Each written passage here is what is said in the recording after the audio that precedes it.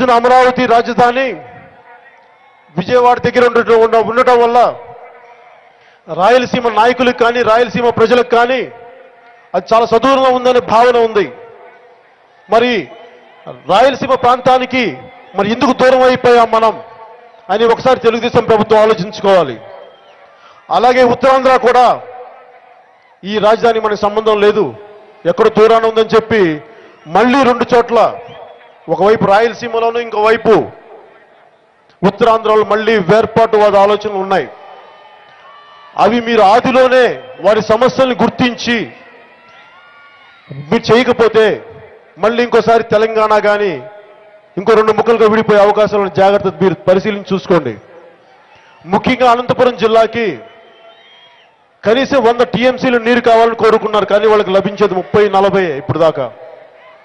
ఒకవేళ ఏ రకంగా వాళ్ళకి 100 టీఎంసీలు నీరు ఇవ్వగలం ఉన్న ఎగ్జిస్టింగ్ ప్రాజెక్ట్స్ ద్వారా ఒకసారి కేంద్రంతో మాట్లాడి కానీ మీరు కానీ ఒకసారి ఆనుకొని కానీ ఒకసారి తిరిగి అనంతపురం జిల్లాకి వాళ్ళ రైతాంగానికి 100 టీఎంసీలు నీరు, కనీసం వీళ్ళకి ఒక్క పంట కూడా పండట్లేదు, ఆ ఒక్క పంట కోసమైనా సరే రాష్ట్ర ప్రభుత్వం ఎలాంటి చర్యలు తీసుకోబోతుందో ఒకసారి ప్రజలకు తెలియచేయండి. అలాగే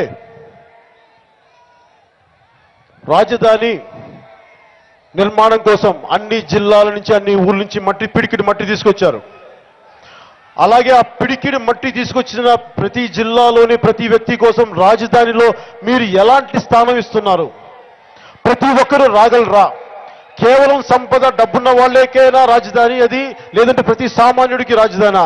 అది కూడా ఒకసారి మీరు అలాంటి రాజధాని అలాంటి నిర్మాణం జరగాలని నేను మనస్ఫూర్తిగా కోరుకుంటున్నాను. ఒకవేళ మీరు ఇవి సరిదిద్దుకోలేని పక్షంలో ఇంకో వేర్పాటువాద ఉద్యమాలు వస్తాయి. దయచేసి మీరు దాన్ని గుర్తించి దీన్ని ఆదిలోనే తుంచాల్సిందిగా కోరుకుంటున్నాను, అడ్రస్ చేయాల్సిందిగా కోరుకుంటున్నాను.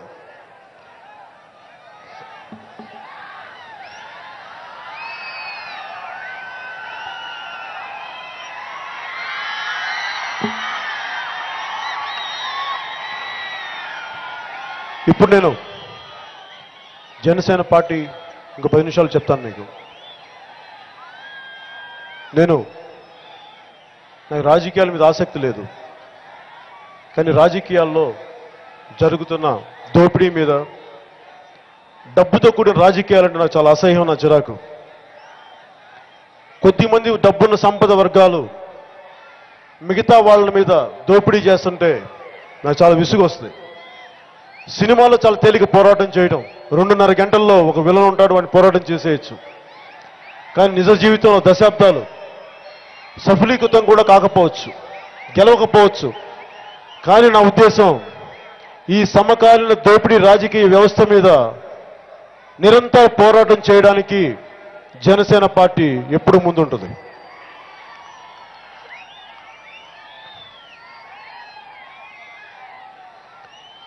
నేను ముందు ఇక్కడికి తరచుగా వచ్చి నా కార్యకర్తలని మా పార్టీ నాయకుల్ని అందరి ఇక్కడికి పంపించి పార్టీ నిర్మాణం అనంతపురం నుంచే ప్రారంభిస్తాను.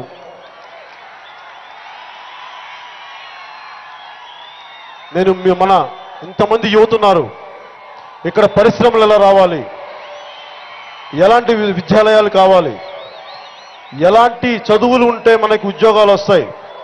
ఈ రోజున అందరూ యువత చాలా బలం ఉంటారు, మరి ఇలాంటి యువతకి ఎలాంటి ఉద్యోగాలు ఉండాలి, ఎలాంటి పరిశ్రమలు ఉండాలి, ఎలాంటి స్కిల్స్ ఇవ్వాలి, డెవలప్ చేయాలన్నది పాలసీ మేకర్స్ ద్వారా ఆలోచిస్తున్నాం, జనసేన పాలసీ మేకర్స్ ద్వారా.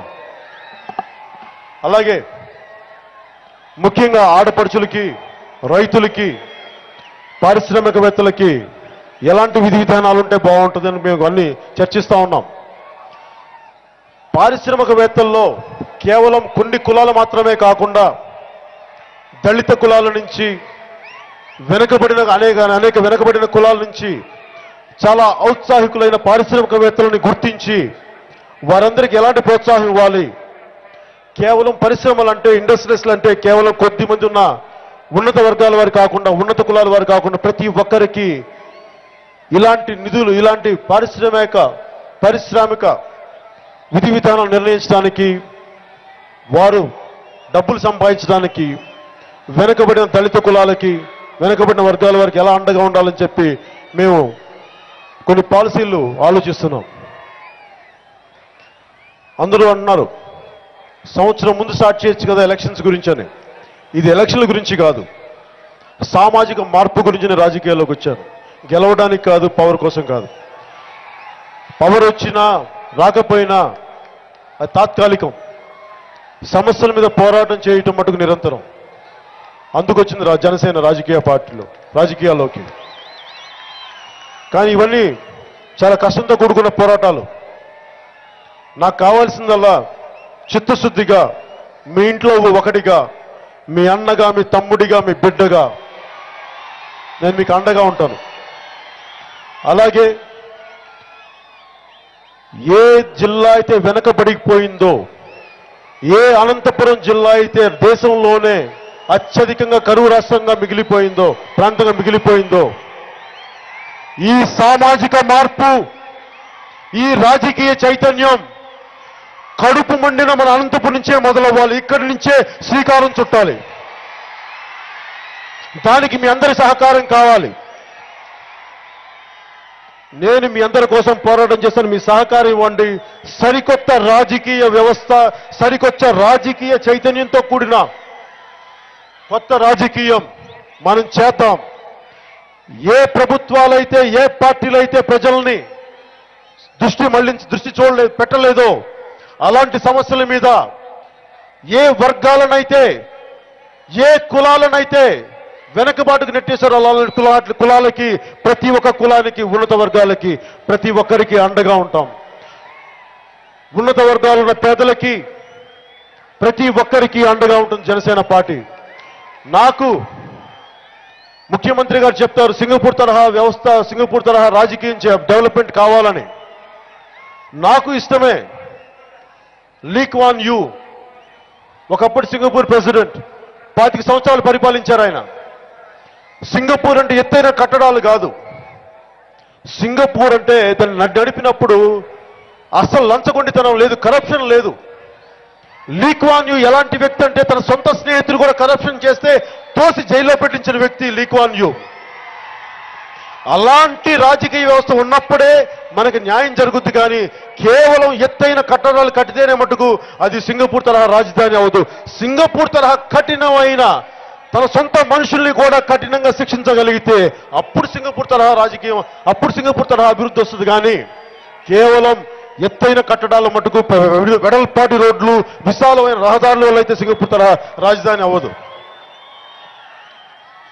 అందుకే ఈ రోజున వచ్చే రాజకీయాలు మీ అందరికీ డబ్బులతో ముడిపడిన రాజకీయాలు కాదు, డబ్బులతో కొనే రాజకీయాలు కాదు, ఆలోచన విధానంతో, ఐడియాలజీతో చేసే రాజకీయాలు, సమస్యల మీద పోరాటం చేసే రాజకీయాలు, అవినీతి మీద పోరాటం చేసే రాజకీయాలు, మన హక్కుల్ని కాలరాసే నాయకుల మీద పోటీ చేసే రాజకీయాలు.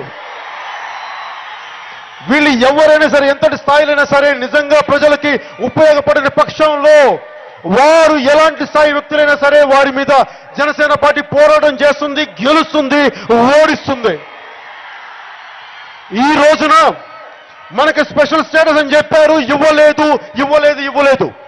కానీ ఈరోజు స్పెషల్ ప్యాకేజ్ అని చెప్పి మనకి రావాల్సిందాన్ని మళ్ళీ తిరిగి ఏదో చాలా గొప్పగా ఇచ్చినట్టు చేస్తున్నారు. ఇలాంటి విధానాల్ని ఎండగడతాం. ఈ రోజున మీరు తప్పించుకుంటారో లేదో నాకు తెలియదు. కానీ జనసేన పార్టీగా మేము పోరాటం చేస్తూనే ఉంటాం, సాధించే వరకు పోరాటం చేస్తూనే ఉంటాం. దీనిని కుదిరితే ప్రధానమంత్రి గారి దాకా తీసుకెళ్తాను. నేను వారికి చెప్పాను, వారి ఆఫీసు కూడా మేము కబురు పెట్టాము, మాకు మీరు ప్రామిస్ చేసిన స్పెషల్ ప్యాకేజ్ ఇవ్వలేదు, స్పెషల్ స్టేటస్ ఇవ్వలేదు, మీరు అనౌన్స్ చేసే స్పెషల్ ప్యాకేజ్ మాకు న్యాయం కాదు, అది మాకు సరిపోదు, సహజంగా రావాల్సినవి ఇచ్చి ఇదైతే మీకు గొప్ప న్యాయం చేసినట్టు మాట్లాడుతున్నా, మాకు అన్యాయమే ఉంది ఇంకా అని చెప్పి మొత్తం అన్ని సమస్యల్ని ఏకరువుని పెట్టడానికి నేను ఆయన అపాయింట్మెంట్ కూడా అడిగాను. వాళ్ళు నాకు ఇంకా ఇవ్వలేదు. అలాగే నేను కానీ, తెలుగుదేశం ప్రభుత్వం కానీ, ఎవరైనా సరే, వైఎస్ఆర్సీపీ కానీ రాయలసీమ కరువు కోసం, ముఖ్యంగా అనంతపూర్ కరువు కోసం అందరం ఒకటే మాట పైన ఉండాలి. నేను జనసేన పార్టీగా నేను ప్రపోజల్ ఏం ప్రపోజ్ చేస్తున్నానంటే 100 టీఎంసీల నీరు అనంతపూర్కి ఎలా వస్తాలో ఎలా రావాలో ఒకసారి మీరందరూ ఆలోచించండి. దానికి మద్దతుగా నేను కూడా ఉంటాను. దానికి ఎలా మాట్లాడాలి, కేంద్రంతో మాట్లాడాలా, రాష్ట్రంతో మాట్లాడాలా, ఏ జలమండలితో మాట్లాడాలి, దానికి నేను కూడా మీకు మద్దతు తెలుపుతాను. అనంతపూర్ని దుర్భిక్ష కోరలోంచి ఎలా బయటికి తీసుకురావాలని చెప్పి దయచేసి కేవలం ఓట్ల కోసమే కాదు, ప్రజల సమస్య నిజంగా మానవతా దృష్టితోటి మీరు చూసి ఆలోచించేయండి. అది నేను ముగ్గురిని కోరుకుంటున్నాను. అలాగే మీకు రాబోయే తరంలో, రాబోయే రోజుల్లో, రాబోయే సంవత్సరాల్లో అవినీతి లేని రాజకీయ వ్యవస్థ ఉండాలని కోరుకుంటూ జనసేన పార్టీ స్టార్ట్ చేశాను. కేవలం ప్రాక్టికల్గా ఎంతవరకు సాధ్యం, ఒక్క రోజున లంచగొండితనాన్ని, అవినీతిని మనం పారదోలలేం. అదొక నిరంతర యుద్ధం. పొలిటికల్ కరప్షన్ని కొట్టకుండా మామూలు కరప్షన్ తీయలేం. రాజకీయ నాయకుల్లో కరప్షన్ పోయిన తర్వాతే వ్యవస్థ బాగుపడుద్ది. అలాంటి వ్యవస్థ, అలాంటి రాజకీయ వ్యవస్థ వైపు మేము ముందడుగులేస్తున్నాం. తరిమల నాగిరెడ్డి గారి గొప్ప నాయకులు లాంటి గొప్ప నాయకుల స్ఫూర్తితోటి, కల్లూరి గారి స్ఫూర్తితోటి, ఎంతో మంది స్ఫూర్తితోటి, లోక్ నాయక్ జయప్రకాష్ నారాయణ గారి స్ఫూర్తితోటి ఒక అందరికీ అన్ని వర్గాల వారు ఆనందించే ఒక సమాజం ఉండాలని కోరుకుంటూ నేను జనసేన పార్టీ స్టార్ట్ చేశాను. దీన్ని ఇలాగే ముందుకు తీసుకెళ్తాను. దానికి మీ అండదండలు కావాలని మనస్ఫూర్తిగా కోరుకుంటూ సెలవు తీసుకున్నాను. జై హింద్.